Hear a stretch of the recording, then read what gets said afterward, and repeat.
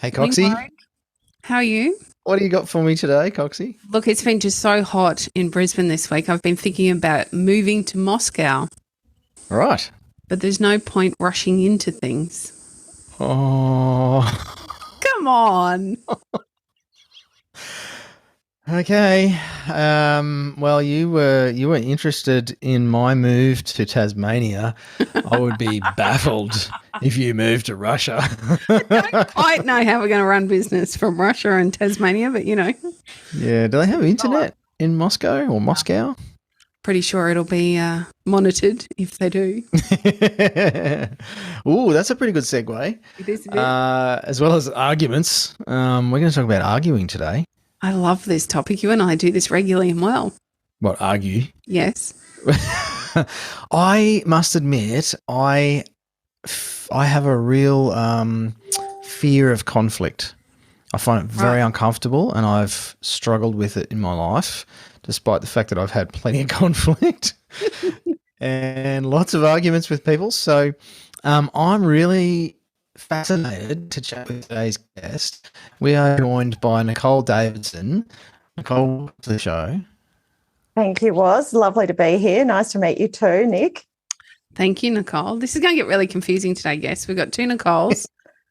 So we'll abbreviate mine to one of my many nicknames. It'll be Nick or Coxie. You choose, but you'll know. I'm sure you're going to figure out the voices as we go anyway. I reckon they will. Yes. So, Nicole, you're a professional arguer. Is that right? That's an interesting way of putting it. I like to describe myself as a specialist in helping people have those uncomfortable conversations more comfortably. I love that explanation. That's a fantastic elevator pitch. It is, isn't it? Yes. There you go. What do you do? That was brilliant. I can't repeat it, so I won't try. You can go back and listen to the recording later, Was. Yeah, thanks. Okay, I love Nicole already. She's bringing the sass to the morning. Yeah, right. Love it. So Coxie's going to run today's interview, and I'm going to crack the sads, which is probably how a lot of conflict happens, Nicole. Yeah, well, it's interesting that you say that you prefer to avoid conflict. And I think that's what happens a lot of the time. I mean, a lot of people are naturally conflict averse, and it's much easier to cave in and just give someone what they want than stand up for what you want. But the other thing is people who aren't conflict averse can actually make a real problem as well, because they go in like a bull at a gate.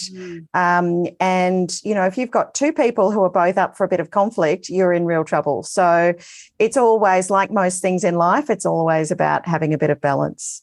I think it's a bit of a learned skill to not to argue, but to navigate those tough conversations well. So I feel like it's really interesting what you do, Nicole, but I'm intrigued. How did you come to be doing this in the first place? That is an awesome question. And like one of the other guests that I just recently listened to, it's a bit of a long story. My background is, my qualification is a legal qualification. So I'm a qualified lawyer, but I haven't practiced law since the last century. I started in commercial work. So I did a law commerce degree. I did my legal qualification. I worked in commercial insolvency for a while, which involved a little bit in the building industry as well. Then I moved into investment banking. And after a little while, I had this little epiphany going, none of these is actually doing what I really want to be doing, which is helping people. And I think that's a common theme that's come across from some of the episodes that I've heard as well. I moved into the people development space. So I started looking at learning strategies and how to help people learn, but then more fell into training. And from a generalist training role, I then became a negotiation and conflict resolution training specialist. After a few years of doing that, it took me all the way back to where I'd started from in that sort of legal realm, going, the way that we manage disputes is, we're stuck in this adversarial legal process that encourages conflict and discourages dialogue.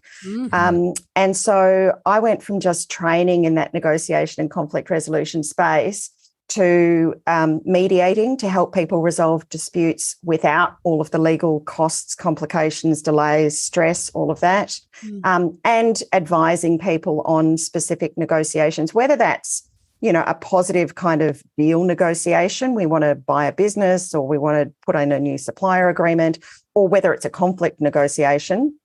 Sometimes you just need a little bit of guidance and support, because although in business we negotiate every single day, whether it's a conversation with a staff member, whether it's with one of our clients, we're always negotiating, but most of us have never, ever been taught how to do it. And so what I bring to people's conversations is the structure and the strategy. And as they work through that with me, they sort of develop those skills so that they can do it on their own in the future. So that's sort of the quick version of how I got to be where I am, Coxie. I love that idea. In my experience, I've had, unfortunately, a fair bit of legal experience in my time, and it's almost like point scoring and tit for tat. Yeah. We don't have authentic conversations about solving a problem. We end up point scoring until we find or law determines a resolution, rather than creating an outcome that could be beneficial for all parties. So, even bringing that back to the many conflicts that arise through owning a building company, whether, like you say, with team, maybe a few with my business partner, plenty with clients, etc. Those, I wouldn't call them basic skills, but they're very important skills to be able to find a commonality or a place where everybody gets. Absolutely. And I think the word that I use is they're fundamental skills. They're not basic, they're complicated. Well, they're not complicated in theory, they're complicated in practice because of the fact that we're human and our brains do funny things that we don't necessarily want them to do. So, but they are certainly fundamental. And I think what's interesting as well, I've got, a number of my business connections are in the conflict resolution space as well. And even some of them, when they've been involved in their own personal conflicts, everything that they know as a professional goes out the window because of the human element of all of this. And this is where bringing someone in who doesn't have the emotional ties, who doesn't have the sort of very sort of solid views and, a limited background as to their own experience, bringing someone in who's more broad than that can really help people move through things. And, I'm all about let's avoid conflict rather than have to deal with it. I mean, not avoid it, but let's deal with it early so it doesn't escalate. And partnership disputes, interestingly, business ownership disputes are one of the areas that I really love working in, because I liken it very much to divorce. You can go to counselling to start with. So when the problems start, you go and get counselling. Yep. Most people skip that step and they end up straight in divorce. Yeah. So, all of these different areas provide lots of opportunity anytime a human is connecting with another human. Yeah, that's so true. Isn't it incredible what emotion and also your ego can be responsible for when it comes to these conversations? They have no place in any kind of negotiation, I don't feel. I feel like if you're able to elevate your thoughts to a place to remove some of that emotion, you tend to have a far better outcome. However, I find that almost impossible to do, to stop those gut feelings of emotion from getting. It's totally impossible to remove the emotion. And so I talk to people about acknowledging and firstly, recognizing the emotion, and secondly, acknowledging it, and then figuring out where it fits. And, what's going on in a lot of these things is our brain takes all of these shortcuts. Whenever we're looking at a scenario, it's like if you went to pick up a pen right now to write your name, you wouldn't think about, am I going to pick it up in my left hand or my right hand? It would just be instinctive. And there's all of these thinking shortcuts that work in conversations as well. And there's a few that really play into the kind of discussions that we have. So, for example, if I have a customer who has been really obnoxious to me, very difficult to deal with, and something comes up, I will notice when they say something that's obnoxious or offensive, because it's what I expect to hear. The time that they give me a compliment and they actually say thank you, I'm probably going to forget about that, because it creates what we call cognitive dissonance. It doesn't fit with what I already know. So I think it must be a mistake. I just chuck it out. And unless we're really conscious of some of these things, and some things are impossible to be conscious about. You know, they've shown you can teach people about all of these many cognitive biases or thinking shortcuts. And even though they know about them, they'll still be impacted by them because that's the brain's programming. But you can start to slow yourself down and go, hang on, what's happening here? Am I just looking for the bad because that's my experience? Mm-hmm. Sounds like probably anybody in a long-term relationship with another human. Absolutely. Husbands and wives out there are probably thinking, this sounds a little bit close to home. Yeah. And I would say as well with employees, a lot of our listeners would have staff or employees.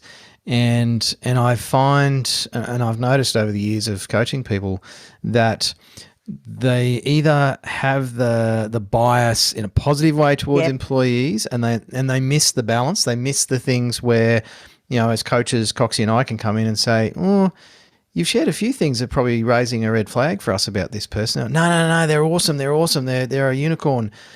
Or it's the other way. Yep. Everything that the employee does is like, oh my gosh, this guy's driving me crazy. He does this, that, and the other. It's like, yeah, but he's one of your best producers, and you said that he's really good with clients. Have you missed that? It's weird how that happens. Like we just do this filter to and it works too. It creates this sort of self-fulfilling prophecy, because if you think Jono's really dodgy or you don't like him, you're not going to give him the good opportunities. So he's not going to develop the same way as others. Look, it's hard to overcome that without some sort of external person, and that's why having a coach is really important in business. We've had a few conflict resolutions ourselves with helped our clients have some less emotional conversations, providing some balance. And I think that's a fantastic key to why services such as yours work really well, Nicole, is we lose perspective when we're in these conversations, and a healthy dose of perspective can really change an outcome. And often when we're playing that third party, which we do as coaches from time to time, we have that perspective without the emotional attachment to either the outcome or even the investment and what's happening in the first place. So it allows us to help navigate through those conversations. But I wonder if there is a way to completely avoid the need for negotiation or conflict at all. Well, that's quite interesting. You might have noticed I have a little poster up on the wall behind me. It says negotiation's a little bit like breathing. You don't have to, but the alternatives aren't very attractive.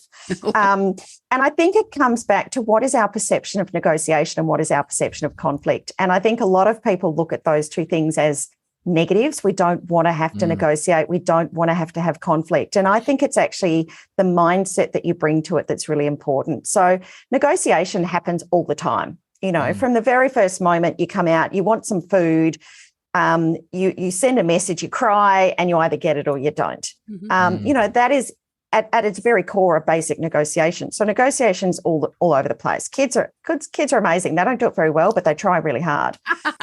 And actually, one of the most common pieces of advice that I get asked for is, can you help me negotiate with my 2-year-old? And I say, I go right back to the experts at Harvard who say never negotiate with children or terrorists. So let's just knock that off. But conflict as well. And particularly if you're a conflict averse person, you might see conflict as something that you want to avoid at all costs. It shouldn't be happening. I don't want to acknowledge that I've got a conflict because that means I've done something wrong if I've ended up in conflict. But conflict is just a difference of opinion. Yes. And it's always going to happen. So another one, I have a whole gang of quotes that I like to use, but this one is conflict is inevitable, combat is optional. So conflicts, differences of opinion, different perspectives will always arise. You know, it's never possible for us to understand the whole of a situation. It's how we deal with that. And I think one of the problems is we don't go and get advice. We don't get advice from the right people. We might go to a friend for advice and they'll be like supporting us every way. Oh, you've done nothing wrong. No, you've said exactly the right thing. It's all great. No, you're all right. They actually make it worse because they embed what we believe rather than challenging us and opening our perspectives. And that's where I think having the right kind of support at an early stage when things start to feel okay, we might not use the word conflict, things start to feel a little uncomfortable. I'm a little unsure of what to do. This is a situation that could end up badly. That's the time to have a chat to somebody because they will open you up to different perspectives. But I think, it's absolutely, we need to change the mindset. Conflict is not a bad thing. So I feel like this is like so many things in life. It's a spectrum or a river, and some rivers go over waterfalls and end in a big crash at the bottom. And we can actually get in or out of this sort of river earlier and not end up at these sort of catastrophic outcomes, whether it's our finances, whether it's our relationships, or as we're talking about here with sort of negotiation and conflict not turning into combat and then the catastrophic end that some of those result in. Is there, in terms of negotiation, because I've often had the same thing. You talked about negotiation. People see that as, I guess, a bad thing, and I've often had a feeling about negotiation that it's a battle. You know, I'm going in there with an adversary, as you said earlier, Nicole. You know, there's adversarial sort of tone to it, but it sounds like it's not. Doesn't have to be like that, and a good negotiation can actually avoid conflict and then combat. Is that absolutely? That correctly? Yeah, absolutely. And look, it's interesting. So I was asked once a couple of years ago when Donald Trump was still president, somebody said to me, can you come and do a keynote for us about why Donald Trump is such a good negotiator? And I refused to do it. And the reason I did was because if you look at negotiation as an adversarial process, you may well go, someone like Donald Trump is a good negotiator because he always gets outcomes that he wants, you know, that are good for him. But I said to them, he's talking the property development space as his main business. If you had the best property development deal in the world, this was going to be an amazing deal and you needed someone to partner with, would you go and approach Donald Trump with this deal? And I'm going, most people probably wouldn't because they don't want to have to negotiate with him because of the way he negotiates. Yeah. So how good are you as a negotiator if people don't want to negotiate with you? He's missing out on opportunities because of the way he negotiates. And so I think that's a really important thing to think about with negotiation. Now, I know you talked in one of your previous episodes about the book Never Split the Difference by Chris Voss. Great book. Interesting though. I think the interesting thing for me, and I have to say I've delved into it, but I haven't actually gone through the whole book. I've gone through many, many negotiation books, but I haven't got through that one in total yet. But the interesting thing I look at is Chris Voss has built his expertise in hostage negotiations. They are negotiations that are a once-off negotiation and then they end. The difference that we have when we're negotiating as a tradie or any business owner is we want to have an ongoing relationship. And I think there's some differences that apply. And I think some of Chris's stuff is fantastic. And I know you talked about the yes and some other techniques that he uses, the FM presenter voice. But it also, I think we need to recognise that this is an ongoing relationship that we want to be dealing with in most of these situations. And everything that I do is based around theory. I don't come in and just go, oh, this is what I've tried and it worked for me. I go back to the Harvard stuff mainly. And the book that I recommend to people, if they haven't already read it, is Getting to Yes. I don't know if you've come across that one. For those who haven't read it, there is a summary of Getting to Yes on my website. So if you don't want to read the whole book, which you don't really need to, just pick up that summary. But it's what they call interest-based or collaborative negotiation. And I always say there are 3 key skills that you need to have if you want to be a great negotiator. The first one is bringing a mindset of curiosity. You actually need to understand what's going on here. What's going on for me? What's going on for them? Then you pair that up with asking great questions. So knowing how to formulate a good question and the right question to ask at the time to encourage others to speak. And then if you're going to ask good questions, the third skill you need is you need to be an incredibly good listener. And listening, although we hear these words come into our ears, but often while our client's talking to us, telling us all about what they're unhappy about, we're already busy thinking about how am I going to respond to this? What am I going to tell them? Oh my God, these are all the reasons that they're wrong. And we're not actually listening to them. And I find in some of the dispute work that I do, particularly in the small business area, if the person had just sat down and listened to the person's complaint, if they felt like their grievance was being heard and understood, things would never have escalated to the point that they've gotten to. So if you can develop those 3 skills, you're halfway there. Couldn't agree more. I think it's a skill. Listening. I'll refer to listening most importantly. It's something that we do a lot as coaches, and we have to listen to the conversations or the issues that our clients bring to us, but they're not really the problems that they're trying to express. And your clients as a trade business owner, whilst they might be really annoyed that you didn't sweep up, or they might be annoyed that there's an extra hole in the wall or it's taking a bit longer, that's not actually their concern. And so the second part there, where we're asking the right kind of questions, can help you get to that issue that's at the heart of the big problem here, so that we can work towards a resolution instead of getting stuck in that to and fro, tit for tat, but you're wrong, or I didn't do this. And I think that also stops it from being a personal attack. When we're a business owner, it often feels like I'm being told I'm not good enough. Yes. That's all I'm hearing through my filter as a business owner, rather than understanding that's not actually what's being said. What's being said is my mother-in-law's arriving next week and I'm really embarrassed because the job isn't finished yet. I was trying to impress her. It's probably about the client feeling less than enough in There's that same probably moment. something going on between the husband and wife potentially as well. I'm getting in trouble because she's angry at me, so I'm going to pass it on to you. Absolutely. And what you said there about that sense of getting a personal attack is really critical, because what that's doing is triggering a stress response in the brain. And, for various reasons, when we have that stress response, our brain's flooded with adrenaline and cortisol, because we have the same response, whether it's a physical threat or a psychological threat. If we're physically threatened, we get adrenaline, we get cortisol, our heart rate goes up, our blood pressure starts pumping, and we're ready to run away or fight back. And in that running away or fighting back, the adrenaline and cortisol all sort of drains out and we get back to normal.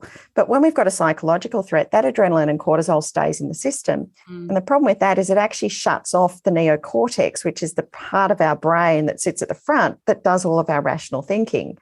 And so if you get this personal attack, oh my God, you're attacking me because this thing hasn't been done, it's easy for that to be triggered.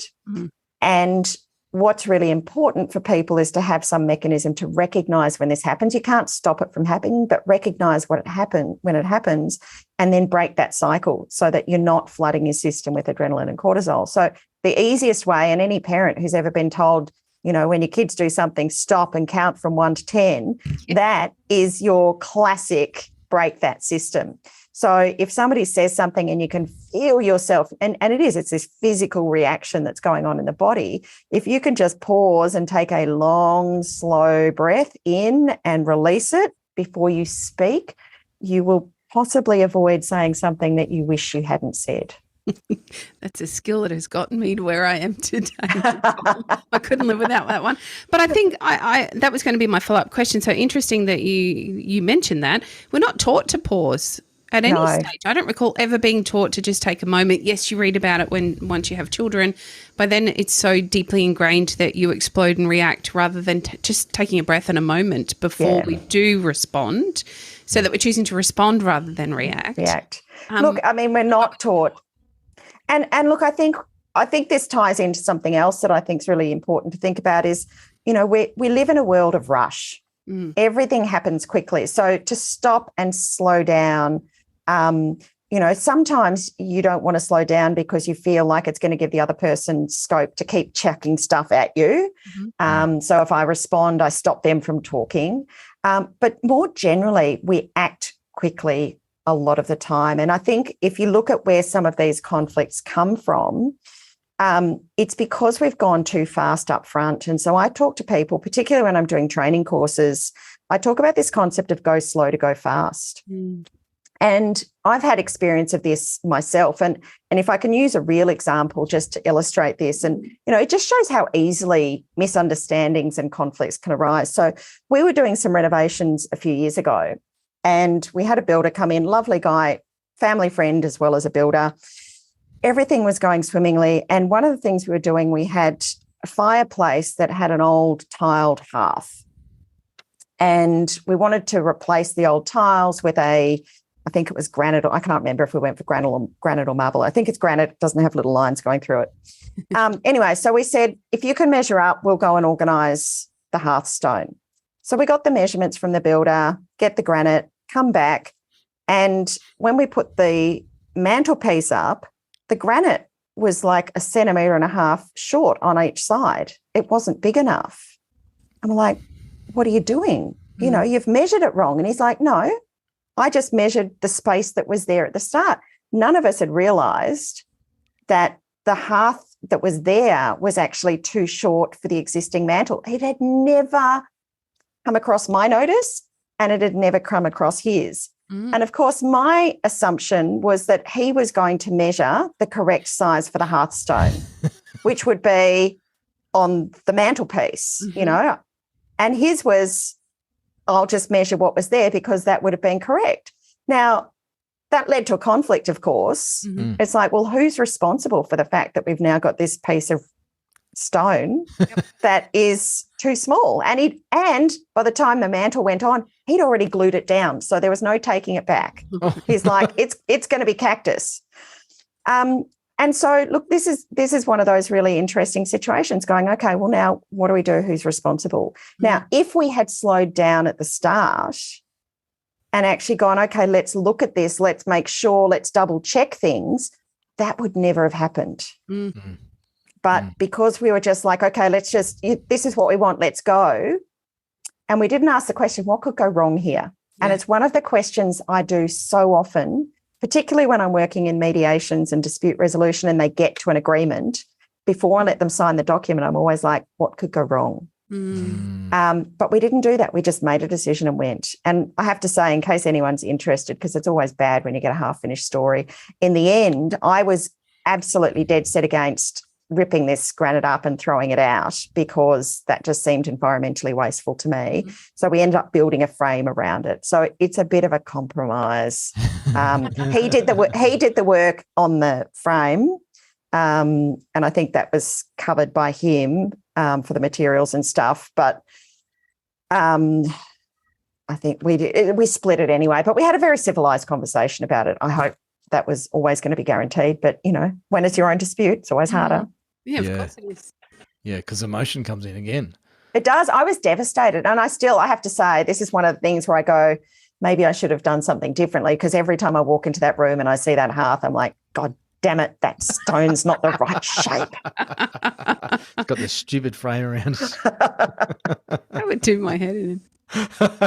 We talk a lot about setting expectations and how they can save so much of this drama. And I think one of the key things that all business owners forget, regardless of the type of business, is they inherently know their business, the processes, yes, what that looks like. But the person that you're communicating with or you're serving doesn't understand any of that. And without setting those expectations, they make assumptions that create so many issues that could be avoided. That's it. And I think that's exactly what I was going to say. It's this knowledge imbalance that gets in the way.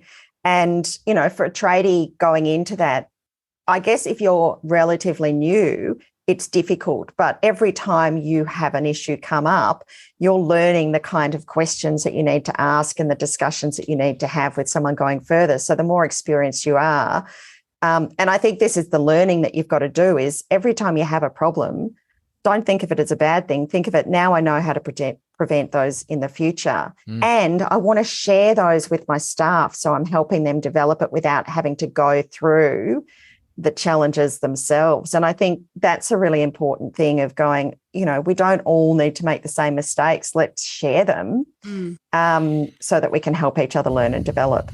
I feel like there's a persistent, I don't know if it's a culture, but there's a persistent attitude towards mistakes and failure amongst people. And I think especially business people, and even more especially tradespeople, that mistakes are bad and they're somehow a failing and they're a stain on our reputation and our record.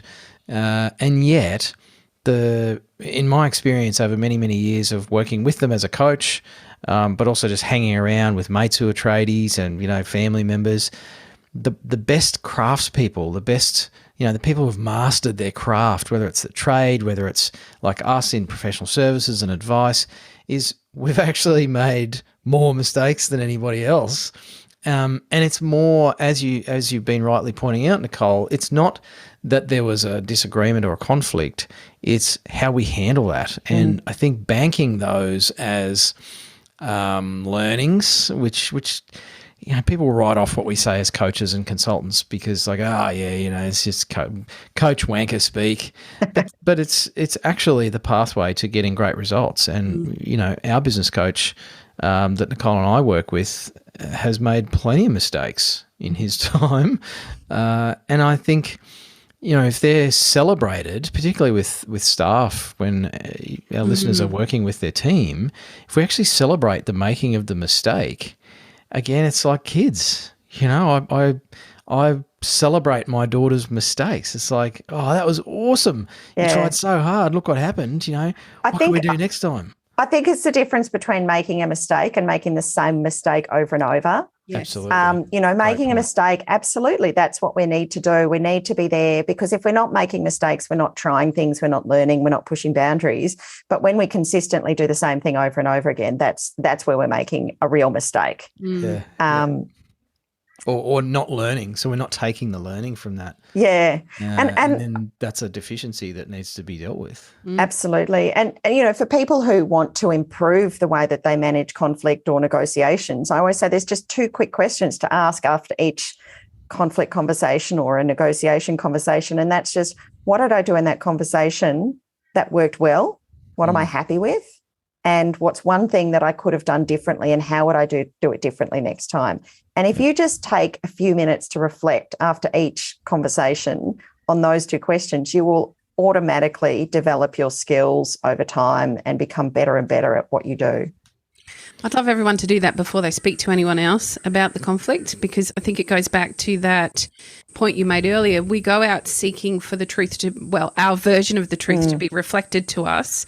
So my temptation might be to go and talk to my partner or my children and complain about the conversation I've just had. And they're always going to tell me I'm right. So I don't have that opportunity to learn. I've removed that perspective. Yep. So I think you have to sit with that uncomfortable feeling that comes straight after any kind of negotiation or conflict, and really look honestly at yourself. And that can be very challenging to do. It's never nice to have a look at perhaps where you've gone wrong and what might need to be done next time.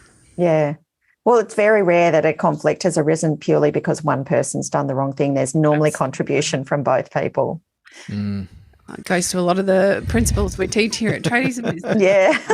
Taking ownership and responsibility. And I'm thinking about a few of our tradiepreneur clients at the moment. It's like, I'm going to prescribe this episode to them. Need a few loving baseball bats to the head. That's our job, is it not? Pretty much. Nicole, so in your role as, a negotiator, what are some of the, key skills that you bring to the table? If someone's listening to this and going, okay, well, what makes a good negotiator? We talked about the Donald Trump example earlier. We've talked about those great questions and listening. Are there other qualities that someone's like, well, okay, I want to work on being better at this with my staff, with my clients. What are some of the things they can work on? Yeah, great question. Look, there's really 3 key areas that you can develop to become a good negotiator. The first is actually understanding the dynamics of what goes on in a negotiation. And when I talk about negotiations, they are both the front end and the conflict discussions. So it's learning about what are those different elements. And I work off the model from Harvard called the 7 Elements model, which comes out of Getting to Yes. There's a whole heap of stuff around this on my website. But you need to actually understand, well, how do I break that down?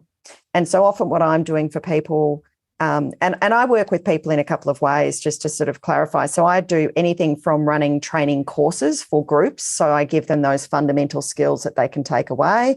That's normally done with some hypotheticals and some practice as well as learning the theory.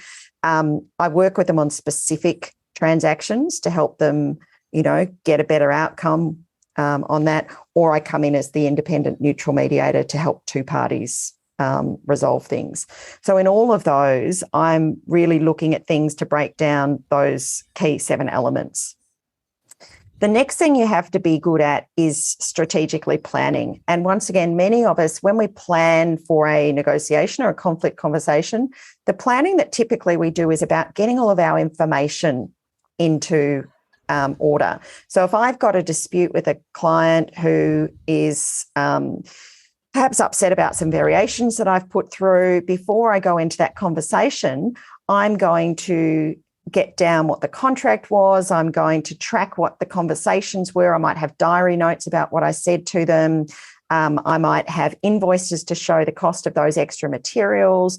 I've got all of my stuff together. Mm-hmm. That's only really half of the preparation for negotiation, because I actually have to plan strategically around how I'm going to negotiate. And that could be things like, who am I going to have the conversation with? Do I have it just with the husband? Do I have it with the husband and the wife? When do I have it? Where do I have it? How are we going to sit in that room? What are the questions that I'm going to ask, or am I going to get them to talk first? So it's actually coming up with a strategic plan for how to have that negotiation, not just what to talk about. And then the final part of it is really around understanding the human elements. And that's where, a lot of what I've had to learn over the last few years as I've transitioned into this is all around human psychology and understanding the psychology of conflict, what's going on in my head, what are the things that are helping, what's getting in the way, and what might be going on for them, and what do I do about those? So they're really the key elements to make you an expert negotiator. And, as we said earlier, most of us never get taught to negotiate. And that's where I bring that sort of expertise. And as I said, the benefit of going through a process is that you're actually learning this stuff. Certainly when I work with clients on the coaching or advising side, or even in the mediation, I'm explaining why I'm doing what I'm doing so that they can learn and apply that themselves going forward. Love it. Nicole, I'm looking for some dirt. Sorry, Warwick, I jumped on your toes there. I'm wondering, as a mediator, have you ever felt really triggered during a negotiation when you're playing what's meant to be a neutral role? I can imagine for me at times, I've had mediation with my ex-husband about children and things. Yep. That must be quite challenging, I think, for the people in the room trying to navigate some of those conversations between two very conflicted parties for the most part. I wonder for you if you ever feel triggered in those conversations. Look, it's interesting. Firstly, I'll say I don't dabble in family mediation at all for very good reason. But yes, look, because we are human as mediators as well, there are certain people you just find it harder to build an affinity with. Yeah. It's probably been, as I've sort of mediated over the last few years and had more experience, it becomes easier to put that back into its little box and go, you know what, I'm here about the problem. So for me, it's about the problem. And part of what I'm doing is actually looking at how the people are and how they operate and taking that back. So in a mediation, some of the time will be spent in a joint room where we're all together, and other times it will be me with the parties individually. And if somebody's got a particularly difficult personality, often the conversation I'm having in the other room is, well, tell me about how you think they operate. Tell me about what they're like as a person. Is that going to change? Oh, no, I'm going to have to continue to deal with that. So it's not about me having to change them or do that. And I try to, that neutrality is really important for me to try and keep. But the reality is there's a limit to how neutral you can be. But I'm mindful of not trying to let my feelings about a particular person impact on what the outcome might be. But, if somebody's particularly difficult and obnoxious, and that's going to impact on what's the best outcome you're going to be capable of getting in that situation. Absolutely. That was a very professional answer. It sounds like there's an element of acceptance that needs to be practiced by at least one of the parties. As you said, if that other person's not going to change and you have to keep dealing with them, then perhaps we're going to have to work on accepting that that's how it's going to be with them. It can come. I think the challenge is when you've got someone who's particularly conflict averse, they want to just jump to acceptance at a very early stage. Yes. So it's working around what can be achieved given the limitations of who this person is and what their strategy is. And I have to say, a lot of the time, particularly when I'm in mediations, often they're in the shadow of litigation. So this has already escalated so far that often you've got lawyers involved, and that changes the dynamics significantly. Yes. And also people have now, by the time you get to litigation, people have not only had the problem, it's been going on for ages because by the time you get to mediation, a lot of lawyers won't go to mediation until the court orders it. So you've already spent a fortune on statements of claim and defences and discovery and all of these legal processes that add very little to the dispute. Probably since the day you went to your lawyer, you haven't talked to the other party, and possibly your lawyer hasn't even talked to the other lawyer. They've only exchanged emails and legal documents. And I think that's really interesting that when the conversation stops, the ability to resolve the conflict stops as well. But it actually escalates it because the frustration levels go up. And I had one mediation that was actually a retail leasing mediation. And we got to mediation and it actually resolved within about half an hour, which is astonishing. Like most of my mediations go for at least half a day. And I'm like, what is going on here? And it turned out that the landlord and the tenant in that negotiation had been happily chatting away. It was a difficult scenario. It was all to do with COVID. And so it was really difficult, unfortunate scenario for everybody and hard to find a solution that was going to work for everyone. But they had been talking, chatting away, and the landlord decided that he needed to protect his interests. He needed to look after and make sure he was dotting his I's and crossed his T's, so he went to a lawyer. From that point on, the lawyer then sent a letter to the tenant. The tenant went, oh, he's gone legal. No, that I'm scared. Effectively, I'm scared, and stopped responding to anything. And so the only way the landlord could get anything to move was to bring it to mediation. It was through the Victorian Small Business Commission, which was before litigation had started. And once they got there and the landlord and tenant had a bit of a conversation, the problem was solved. Wow. Oh my gosh. But, they'd wasted 4 months. They'd spent money. Well, the landlord had certainly spent money on lawyers. So there's this really fine balance. And, I don't diss lawyers. I think lawyers have an absolutely important role. I'm actually married to a lawyer. So I love lawyers. But I think the way that we manage conflict and that legal is seen as the way of resolving conflicts has to be reconsidered. You couldn't agree more.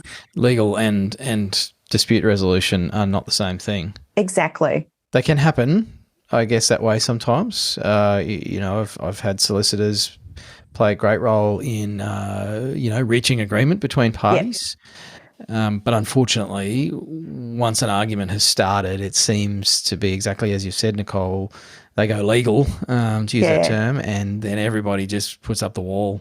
And there are some fantastic lawyers, particularly in my network. I know a number of lawyers who would do everything they can to keep their clients out of litigation because they understand that the value is not there.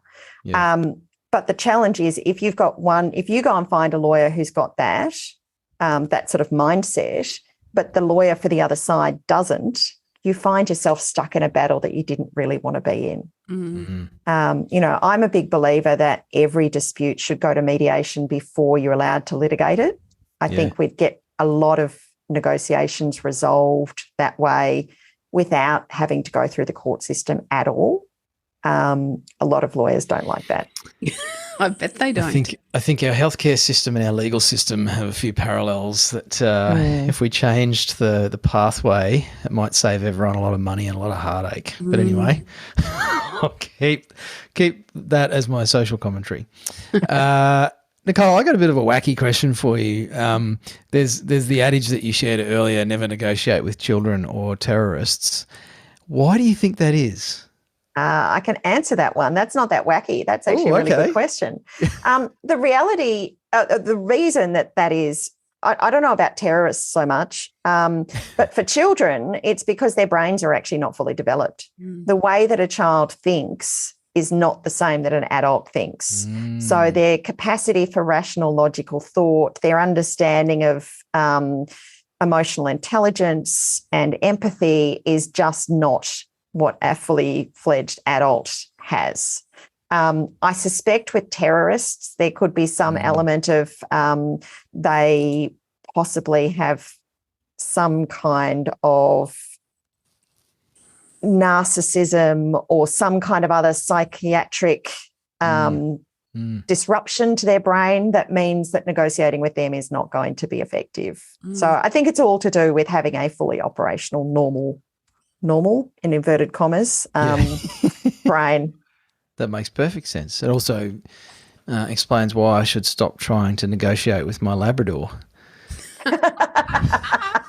Please don't. He does not. I have no comment. I have no comment on negotiating with pets.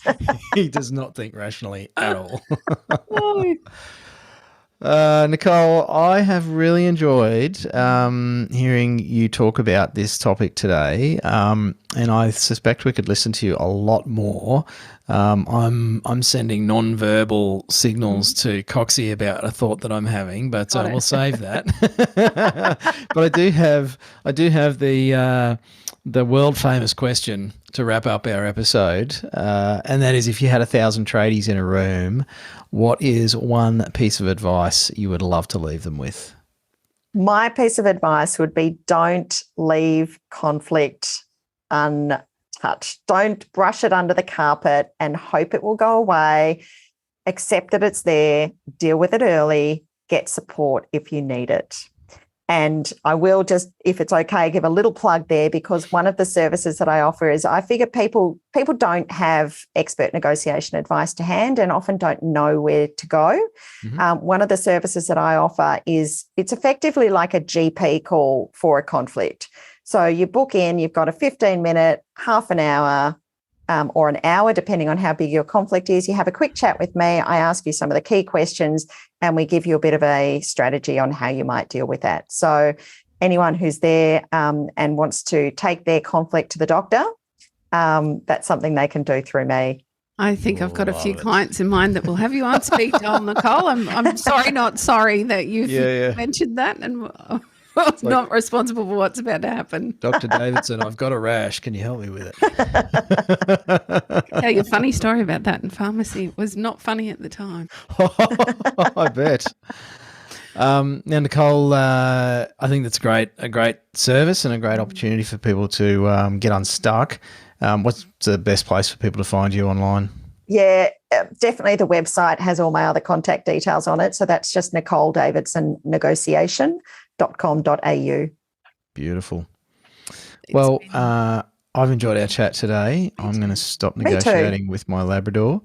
And I'm sure our listeners have got a ton of value. Lots of our clients listen to this podcast as well. So you know who you are if you're listening to this episode. Probably pay you to get in touch with Nicole, not Coxie, Nicole. I know what Coxie's going to tell you to do about your conflict. I am. But thanks heaps for your time today, Nicole. It's been an absolute pleasure, and we look forward to hearing more from you in the future. Pleasure for me too. Thanks, Roz and Coxie. Thank you.